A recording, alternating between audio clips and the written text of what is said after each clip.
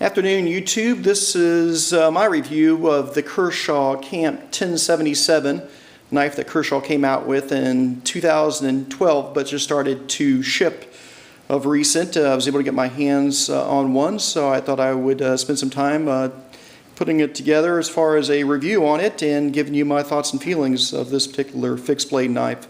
So here goes.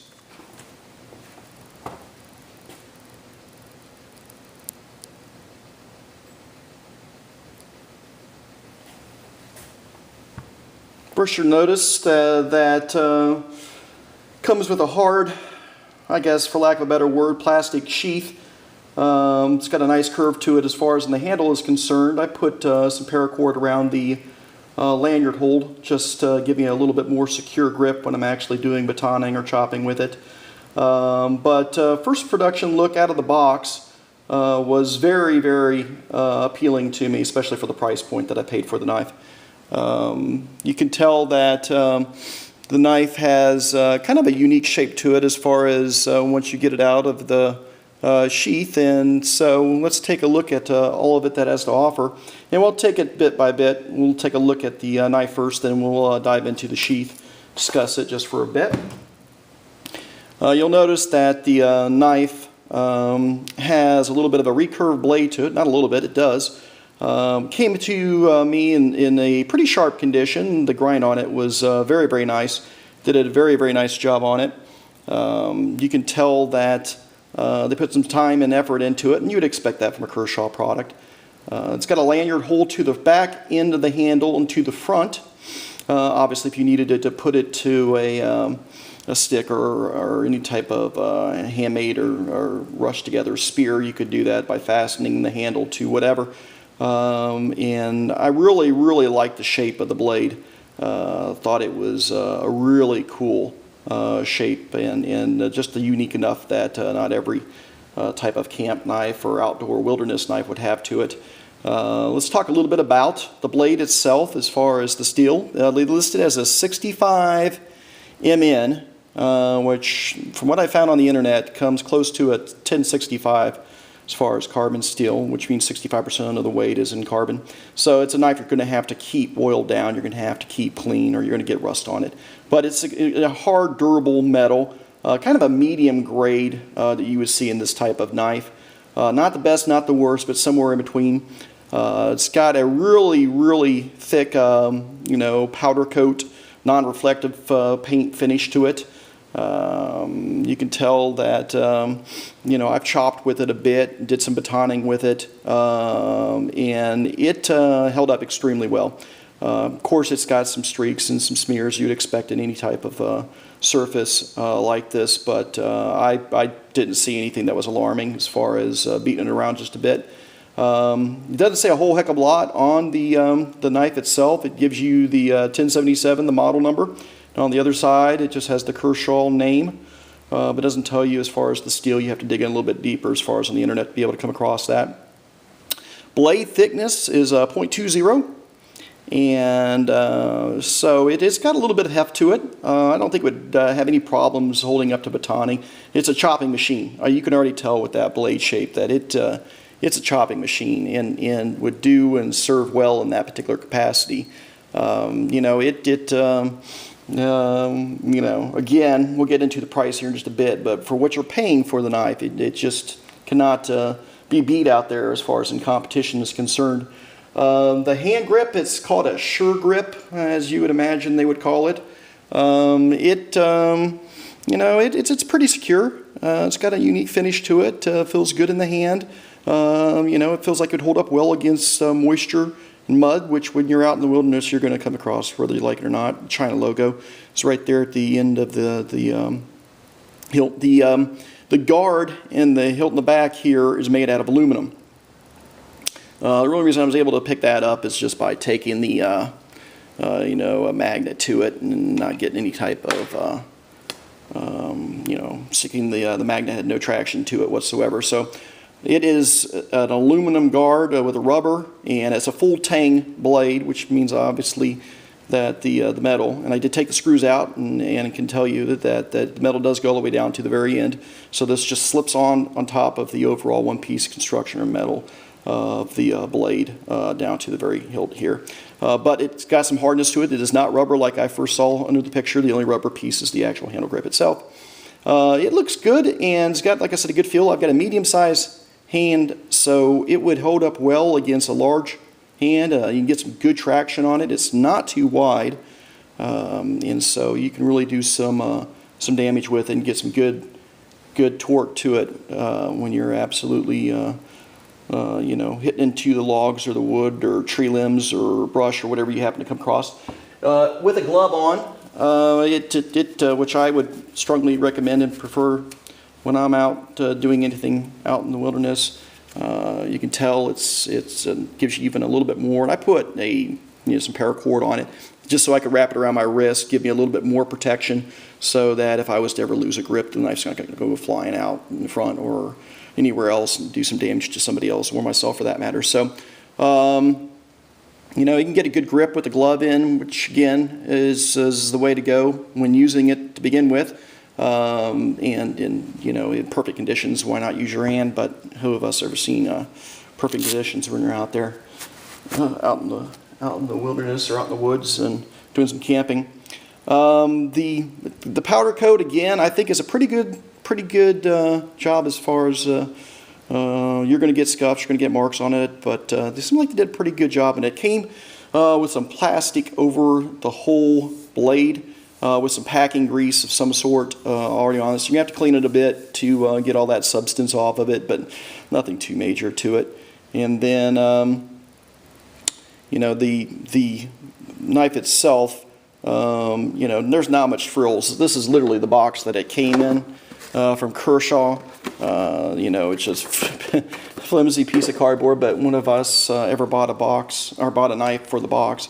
And then this sheet here came with the directions on the actual sheath itself, and it goes in a little bit of detail of the care, but really doesn't talk much about the knife itself. So let's do that. What we're going to see here is that the knife itself is it comes ready to go, and as far as the dimensions that we're looking at is a 10-inch blade. So that's pretty good substance to in length to work with for most of your outdoor activities you're going to come across. It's overall 16 inches, and it's 1 pound and 3 ounces as far as weight on the knife itself, and then with sheath it's 1 pound and 9.6 ounces. So I really love that recurve blade. The grind on it, looks to me as if it's a hollow grind, but there's people that know a heck of a lot more about grinds than I do out there, and I'm sure if I'm wrong they'll correct me. The tip itself is got some really good size to it. That .20 blade thickness carries on for most of the blade, if not maybe 95% of it. And you get down to the tip, you can tell it just tapers off just a little bit. And there really is a strong tip, so you're not going to be in any jeopardy of hitting this up against something and not getting some good use and wear out of it. It's not going to break off unless you really do some beating up a bit on it. Love the backdrop, old paint sheet. I apologize, but I was in a hurry to put this together, and being the first video, that's what I came up with, so deal with it. Chinese import knife all the way through, as most of you probably know if you've seen anything about the knife itself, and that will take you into the price point of the particular blade, and that's something that that would never be able to be made in the U.S. I bought this from Blade HQ, and I purchased it for $38.99. So I don't think there's anything twice that amount in this range. That's what made the knife so attractive. And if I do other reviews of other knives, which I have a lot of and an addiction to, you're going to see most of my reviews be built around quality knives, but at an attractive price point. We're on a budget nowadays, and that's my deal, is trying to get the most bang for my buck. This is certainly one of those knives that you're going to get as much bang for your buck out of and more. So let's take a look at the sheath. If there's limitations and weaknesses of the knife, it is in the sheath. And so here it is. It's your, glass, plastic, molded sheath. You know, it has a pretty plastic feel to it. But having said that, I don't see any less than, weaker than products being used in manufacturing the sheath. I like it better than any leather sheath I've ever seen. I'm not a fan of leather sheaths. Does have a drain hole here at the very tip, which is very useful. A lot of different ways of fastening this to your belt, or to how I would prefer it on a backpack. And I'll go over some of that with you. And the directions do a pretty good job going over the different various carry options for the knife. It's a lefty-righty knife, which the lefties will be happy to hear, with a button on both sides. So you can put it any way you want. Obviously, this Velcro pulls up. You can flip it to the other side if you choose to. I've got it now to where the belt, if I was to put it on a belt, would ride right here. When I have a fast attach option and you flip it onto the other side, so that fast attach option is on about right here, where you traditionally would see most of your belt loops for large knives. To me, it just makes the knife ride too low and with way too much movement. Obviously, you've got a place here you could put some, you know, paracord or anything to fasten it down to your thigh. I don't like hiking with a knife that's fastened to my thigh, or anything else for that matter. I want my legs to have as much freedom as possible. This would probably, for me, go onto a backpack and just fasten it, maybe with some Somali or something, to that particular backpack. Or, like I said, put a belt up here. It's going to ride up against your waist, as high up as this knife is going to be. And so that's going to be a concern that you might want to consider too. The knife, let's take a look at it inside the sheath. And one problem I do not care for about it. Secured, it's got a V right here, so you can see. So the hilt, you know, it's secured. That V makes a pretty good substance. There's not a lot of movement right there. Okay, that part is all good.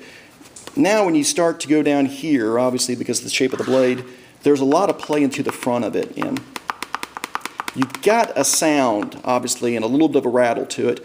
I don't think that that's going to be that big of a deal. I walked around with the knife a bit. I did not hear anything, but know that it's not a friction fit by any stretch of the imagination. Matter of fact, if you take this snap off, that blade will come flying out. There's nothing holding that blade in at all. No friction whatsoever. Take a heat gun to it and remold it. Yeah, I'll let you do that, but I have no expertise. I've done it once to a fixed blade, and I practically screwed it up. So no heat gun treatment for me. But I'm sure it's an option, unless this plastic's just going to go to hell in a handbasket, which could very well be the case. So sheath, not ecstatic. I could take it, I could leave it, gives you plenty of options. I'm not going to go through all the carry options, but trust me, you can flip this out. Again, it would be up on this side of the knife, and it gives you a quick release way to go ahead and use the Velcro, so you can put it on a belt within seconds. I just wanted to go in this particular direction so that, again, the knife rides up higher. It's not flipping around on my waist if I choose to put it on my waist. And, you know, that's my means and ways of carrying. Again, more times than not, for me, it would be on a backpack. Let's talk about what we can compare this knife up to and what it would look against other types of knives in this class. I don't have a lot here, so I apologize in advance to you guys. Most of my knives are in folders. And so as far as other wilderness knives I've got here is I've got an Ontario. This happens to be a Gen 2 SP48. Great knife. Again, a super for knife for the price point that you're paying. I did a heat treat. I took a heat gun and did play around with the plastic just a bit to give this a little bit more traction, and it worked. I mean, this doesn't have any play. You can shake it upside down, and the knife works in that particular situation. And I put a snap, because I can't stand Velcro, and I put a snap up on here to just give it a little bit more secure, and Velcro's not that good. Anyway, so we're not talking about this knife, and maybe we will down the road, but let's talk about this knife in comparison to the Kershaw 1077. You can tell it's a 10-inch blade, as we described at the very beginning. So that means that you're going to have, you know, a knife that's much bigger. The thickness of the blade on the Kershaw is thicker, not by much, but slightly. and that blade length comes out to about right here. So you can see that's definitely 2 inches. A similar shape as far as at the very tip, although in a defense mode, if you needed to use that knife, I would pick this big time over the other knife, just because to me it would have better entry at a stab, but we're not using either one of these for that purpose, I can't imagine. So we powder coat finish on both. I could not tell you which one's going to hold up better. I pounded the crap out of this knife. You cannot see any evidence. I have had to reshape, or I haven't had to reshape, but I've had to touch up the blade as far as sharpness. It came okay, but not really that good. This knife came better as far as out of the box. It was pretty sharp to begin with. It does not mean that you don't need to touch it up. I'm sure most of you will indeed probably touch it up, but I didn't have to. And I did some chopping, did some batoning with it. I played around with it a bit when I first got it, and it does very, very well. I will tell you in batoning, because that recurve blade, it's a little bit, not really. It's a little bit more difficult when you're first setting it on the log to go ahead and split with, because it's got a little bit of rocky motion to it. But the tip is outstanding for it, so there's no issues of batoning with it. I would probably say this knife is a better splitter and better for batoning, although this tip seems to be a little bit more thicker. This is a better chopping. They both hold up well. This has got more weight to it than what the Ontario has, and this is using 5160. Again, this is using that 1065. I would say I would go with 5160 as maybe a little bit better of a metal, but I don't have an experience enough in the metals to know if 1065. What I looked up, what I was able to find, is that it's a kind of a medium grade carbon steel. This is a spring steel, and I've heard a lot of good things of 5160, and absolutely no reason to believe why this knife wouldn't hold up, and it has for me. It's not ever failed me, obviously. The handles are both rubberized. I like this handle better, and I also like the metal up on the front. Even if it is aluminum, I like that metal up at the front a little bit better. So there's 2 knives in comparison. This one is, they're both, not common, only because they've not been out there a great deal. That Ontario knife's been out quite a bit, but the 48 isn't something that a lot of people will go to. It just happened to be the model that I liked. It had the shape that I wanted, and I've had absolutely no reason to be upset with the purchase that I made a couple years ago on it. So all in all, my review of the Kershaw is, if you're like myself and you're budget minded, you cannot go wrong with that particular knife. For your bang for your buck, I don't know how it can be beat. It's got, as you would expect again from Kershaw products, a very, very high quality product in the sense that it is Chinese made, but it is $38. So call it $40. For this knife I paid $68, $70. So I'm not sure what's going to come out to compete with this for that price point. I cannot imagine if anything is ever introduced that would be to the quality of this particular knife. And so when you put the combination together, I'll deal with the sheath. Again, there's better sheaths by far out there, but when you put it all together, I think that you'll be pleased as I was with purchasing this, if you can find it. Again, I bought it, and 2 days after I bought it, they're back ordered. So that's my review.